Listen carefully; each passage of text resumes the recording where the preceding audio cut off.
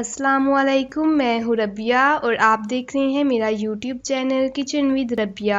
तो आज हम बना रहे हैं आलू बुखारा और इमली की चटनी। तो चलिए स्टार्ट करते हैं। इससे पहले अगर आपने अभी तक हमारा चैनल सब्सक्राइब नहीं किया तो इसे सब्सक्राइब करें और बेल आइकन को प्रेस करें। इमली का पल्प लिया है 2 कप। 10 से 15 अदद आलू बुखारे लिए हैं। इसे मैंने ओवरनाइट भिगो के रख दिया था।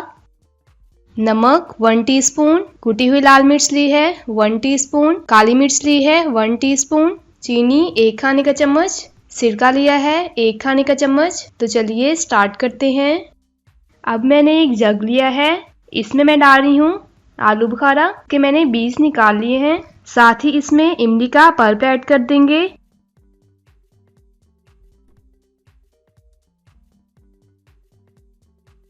इसे हम कवर करके ब्लेंड करेंगे। 3 से 4 मिनट तक इसे ब्लेंड करेंगे।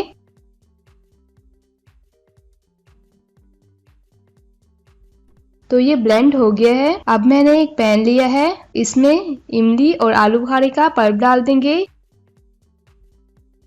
5 से 6 मिनट तक हम इसे पकाएंगे।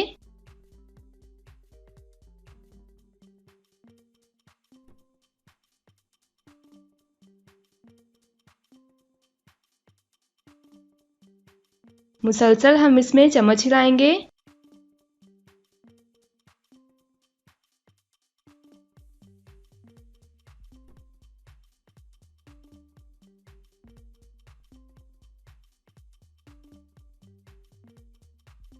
अब मैं इसमें नमक ऐड कर रही हूँ 1 टीस्पून, कुटी हुई लाल मिर्च 1 टीस्पून,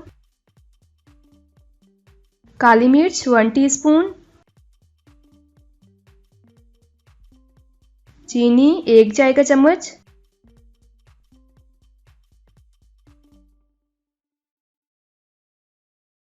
सिरका 1 चम्मच। अच्छे से इसे मिक्स करेंगे। 5 से 6 मिनट मैंने इसे पकाया है और ये गाढ़ी हो गई है। इमली की चटनी आप लंबे अरसे तक स्टोर कर सकते हैं। एयर टाइट जार में डालकर फ्रीजर में रख दें। इस्तेमाल करने से 10 मिनट पहले फ्रीजर से निकाल लें। इसे हम ठंडा कर लेंगे।